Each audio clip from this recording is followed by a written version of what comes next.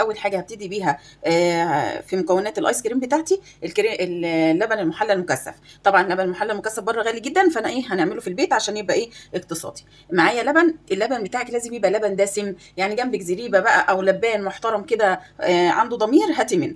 كيلو لبن بياخد كوب سكر، ده كيلو لبن بياخد كوب سكر. انا عامله كميه اكبر لاني انا بحتاج اللبن المحلى المكثف في حلويات كتير في البيت. فهاخده على النار هيغلي، وهوطي عليه شمعه علشان ما يفورش منك، وتسيبيه بقى ساعه ساعه ونص لغايه ما يديك القوام واللون المظبوط. دلوقتي يا حبايبي بعد ما عملنا الحليب المحلى المكثف هنعمل تاني خطوه معانا في الايس كريم بتاعنا اللي هي مهلبيه خفيفه. معايا كيلو من الحليب، هحط له 3 معالق من السكر و3 معالق من النشا. لو الحليب بتاعك مش دافي هتحطي النشا على طول، انما انا عندي الحليب عشان انا كنت غاليه اللبن ولسه فيه دفى بسيط، فانا قلبت النشا بتاعتي في كام معلقه من الحليب البارد او ميه، وهنزل على طول على الحليب بتاعي واقلب تقليب كويس جدا على النار لحد ما المهلبيه بتاعتي تبدا تتقل وتديني القوام الكريمي، هتديني مهلبيه خفيفه. دلوقتي يا حبايبي كمان هحط الفانيليا بتاعتي، ونقلب بقى على النار لغايه ما يديني القوام المناسب. كده يا حبايبي المهلبيه بتاعتي خلصت، هنزلها في حاجه واسعه. بسم الله، شايفين القوام بتاعها؟ علشان هسيبها تبرد بره، وبعد ما تبرد هدخلها التلاجة تبرد تماما. عايزاها بارده جدا جدا بالمنظر ده، تبرد من السخونيه بتاعتها، بس تضيع سخونيتها وبعد كده تخش التلاجة تبرد. اهم حاجه ان اللبن بتاعك يبقى لبن دسم، لبن كده بخيره، مش لبن معلب. المعلب هيديكي نتيجه هيبقى الغناوه بتاعته اقل، مش هيبقى ايس كريم غني. هيبقى غني امتى؟ لما تعمليه بلبن نضيف، لبن من عند اللبان يكون غني بخيره كده. دلوقتي حبايبي هبدا اعمل الاساس بتاع الايس كريم. طبعا انا كنت عامله معاكم اول حاجه اللبن المحلى المكثف. شايفين القوام بتاعه تحفه جدا، ده عشان انا كنت حاطاه في التلاجة يبقى ساقع واللبن بتاعي دسم، فكان عامل الوش ده. انما انت لو هتضربيه شويه كده بصي قوام ممتاز ولون ممتاز 10 على 10. طيب معايا معايا كوبايتين من الكريم شانتيه وكوبايه ونص من اللبن المثلج. بصوا مثلج، هضربه بقى بالمضرب لغايه ما يديني الكريمه المطلوبه، وبعد كده هنشوف هنعمل كده يا حبايبي. انا ضربت كوبايتين الكريم شانتيه وكوبايه ونص لبن. انا حاطه لبن اقل من الكريم شانتيه علشان انا ده ايس كريم، فانا عايزه القوام يبقى فيه مطه وفيه حلاوه بقى كده. طبعا مش حاطه سكر لان السكر بتاعها هيجي من الحليب المحلى المكثف. هنزل بكميه الحليب المحلى المكثف بتاعي، هنزل بالكميه كلها.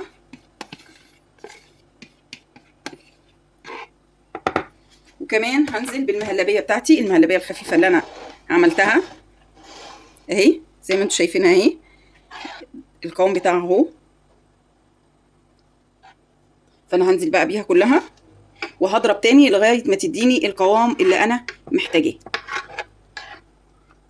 هنزل بالكميه كلها وهبدا اضرب لغايه ما تديني المطه بتاعه الايس كريم، مش اقل من 10 دقائق ضرب. كده يا حبايبي ما شاء الله تبارك الرحمن، كده انا ضربت الايس كريم بتاعي. كده الايس كريم اللي بالفانيليا، شايفين المطه وجمال؟ شايفين المطه؟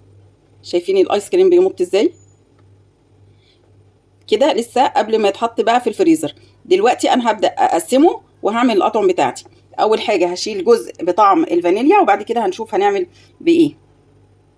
كده يا حبايبي انا بعد ما عبيت اول طبق او اول علبه بالفانيليا، هعمل تاني طعم معايا، هعمله بالنوتيلا او بالشوكولاته القابله للدهن. ما عندكيش النوتيلا هتعمليها بالكاكاو. هتحط لها معلقتين من الكاكاو الخام ومع معلقتين من السكر عشان يعادلوا طعم الكاكاو الخام. هنا هنحط معلقتين من الشوكولاته القابله للدهن وهنضربها بالمضرب، ويبقى كده معانا بطعم النوتيلا. نحط لها معلقتين عشان بس الكميه، العلبه اللي انا عاملاها علبه كبيره. هضرب بقى بالمضرب لغايه ما امزجهم مع بعض. ده يا حبايبي اللي بطعم النوتيلا. لما ضربته طعم النوتيلا لقيته خفيف، فزودت كمان معلقه عشان بس انا عامله كميه كبيره. حسب الكميه اللي معاكي هتحط النوتيلا، هتحطي معلقه في معلقه لغايه ما يديكي الطعم المظبوط. طيب اللون بقى مش هيتظبط غير بالكاكاو، فهنحط معلقه من الكاكاو الخام معاها وهنضرب عشان يديني لون الشوكولاته. كده يا حبايبي خلاص اللي بالنوتيلا اهوت زي الفل. هحط له شويه من شوكليت شيبس، هقلبه في قلبيها، وشويه من على الايه، من على الوش، وهعبيه في العلبه دي. انا جايبه العلب ديت علب ممتازه، هتحطي فيها وتغطيها وتحطيها في الفريزر تقعد ليله كامله قبل ما تبداي ايه تشتغلي فيه. هقلب الشوكليت شيبس في قلبيه وهعبيه في العلبه. وده يا حبايبي بالاوريو، انا جبت الاوريو وكسرته بالمنظر دوت، وهقلبه معاه وهعبيه في الايه في العلبه، وده هيبقى ايس كريم بالاوريو. وكده يا حبايبي ده هعمله بطعم الفستق. انا كان عندي شويه فستق فجرشتهم كسرتهم تكسير كده يكون خشن، وهديهم نقطه من لون غذائي اخضر، نقطه صغيره بس ايه تغير لي الايه اللون ده، لون غذائي اخضر، هديها نقطه صغيره جدا جدا جدا. بسم الله، نقطه بس صغيره تعزز ايه اللون معايا مش اكتر.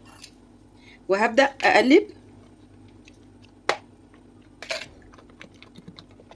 وده هيبقى معايا بطعم الفستق.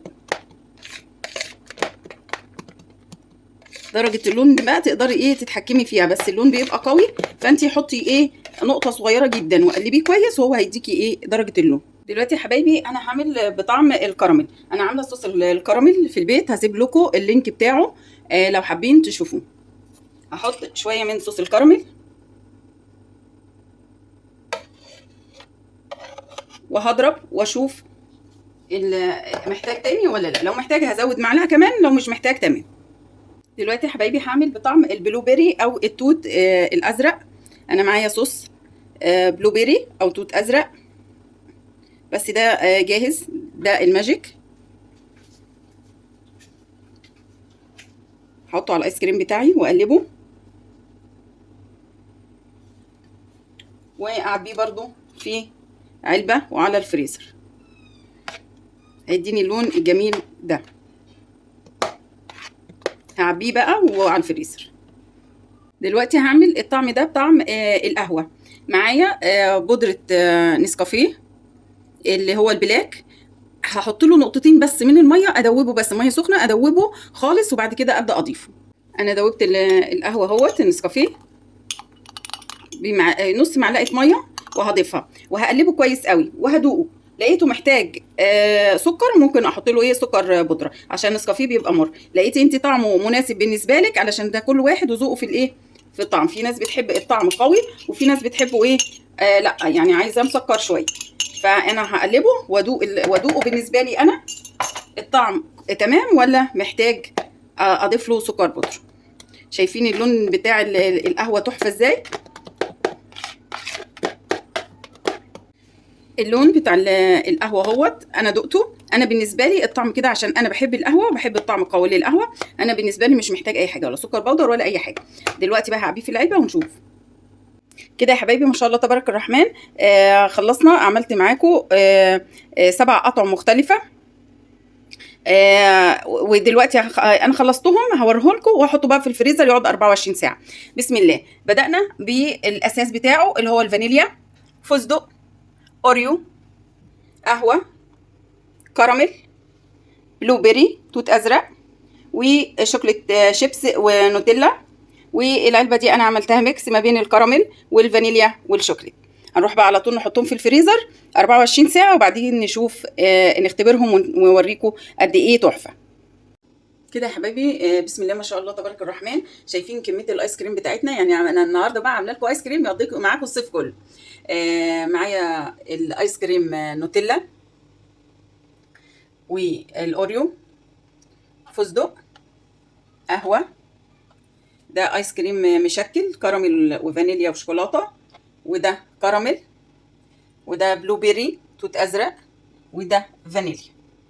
كلها اطعم تحفه جدا، كل الولاد بيعشقوها. طيب وان شاء الله هعمل لكم فيديو بايس كريم فواكه بس غير ده بطريقه مختلفه جدا. يلا بقى نشوف الايس كريم بتاعنا قد ايه ممتاز وقد ايه جميل. بسم الله.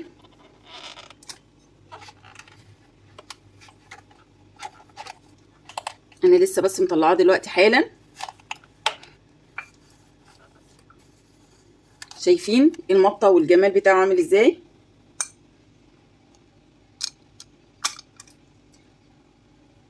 هو بس كان عايز يبقى ايه اهو.